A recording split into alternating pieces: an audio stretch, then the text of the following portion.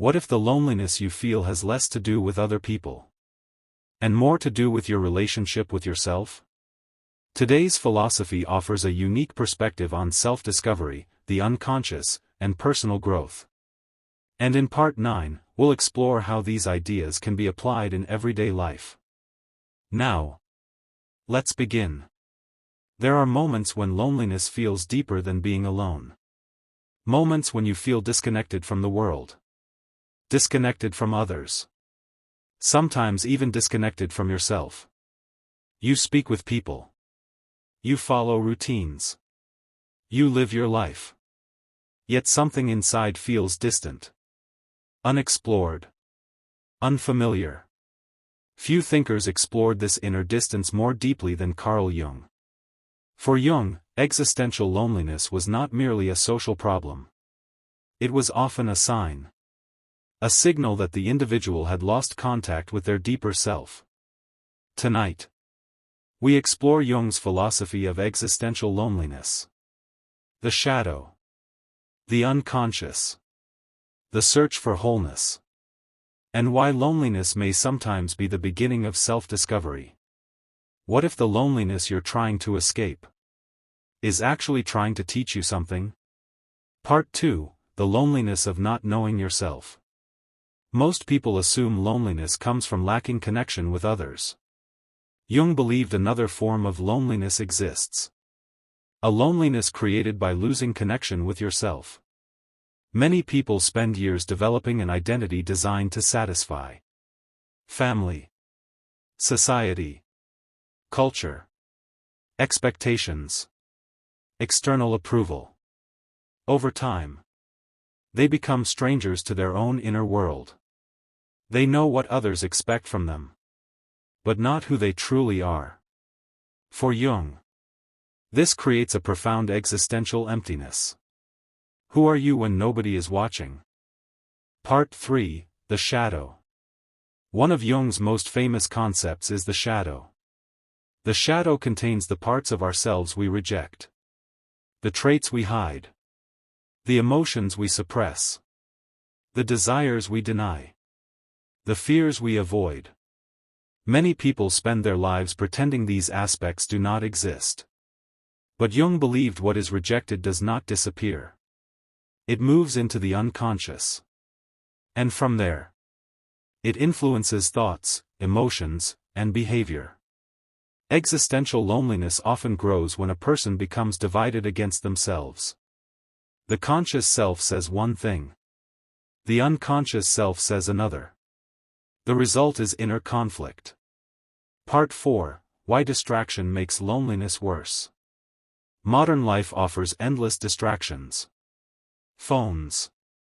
Entertainment. Social media. Noise. Constant stimulation. Jung believed people often use distraction to avoid confronting themselves. Because silence can be uncomfortable. Silence allows hidden thoughts to emerge. Hidden fears. Hidden wounds. Hidden truths. Yet avoiding the inner world does not solve loneliness. It often deepens it. When was the last time you sat alone with your thoughts? Without reaching for a distraction? Part 5, the process of individuation. Jung believed every person faces a lifelong psychological journey. He called it individuation. The process of becoming whole. Not perfect. Whole. This journey involves confronting the shadow. Understanding the unconscious. Integrating hidden aspects of yourself. And discovering who you truly are. Existential loneliness often appears during this process. Because growth frequently requires separation from old identities. The person begins questioning. Who am I really? What do I actually value? What kind of life do I want? These questions can feel isolating. But they are also transformative. What if the confusion you're experiencing isn't a sign you're lost, but a sign you're changing? Part 6, the fear of being different. Many people hide their authentic selves. Why? Because belonging feels safer than individuality. Jung noticed that society rewards conformity. People learn to wear masks. To fit expectations. To avoid rejection. He called this mask the persona. The persona helps us function socially. But problems arise when people mistake the mask for their true identity. The greater the distance between the persona and the self, the greater the loneliness. How much of your personality is truly yours? And how much exists to satisfy other people? Part 7, Modern Existential Loneliness. Today's world is more connected than ever. Yet loneliness continues to grow. Jung might argue that technology connects people externally, but not necessarily internally. People know how to build profiles. Not always how to build self-awareness. Many know how to gain attention. Few know how to understand themselves. The result is a strange paradox. People become increasingly visible, yet increasingly disconnected from their inner lives. Part 8, Loneliness as a Call to Grow. Jung did not view every form of loneliness negatively. Some loneliness serves a purpose. It forces reflection. It encourages self-examination. It creates space for transformation. Many people discover their deepest insights during periods of isolation. Not because loneliness feels pleasant. Because loneliness removes distractions. And when distractions disappear, the individual encounters themselves. What if your current loneliness is not a punishment, but an invitation to grow? Part 9, How can we apply Jung's philosophy in our life? After hearing all this, you may ask, how can Jung's ideas help us in everyday life? The answer is surprisingly practical. Lesson 1, Get to know your shadow. Most people spend their lives avoiding uncomfortable parts of themselves. Jung encourages the opposite. Ask yourself, what traits do I criticize most in others? What emotions do I avoid? What parts of myself am I hiding? Understanding your shadow creates self-awareness. And self-awareness reduces inner conflict. Lesson 2, Spend time alone intentionally. Loneliness and solitude are not the same thing. Loneliness feels like disconnection.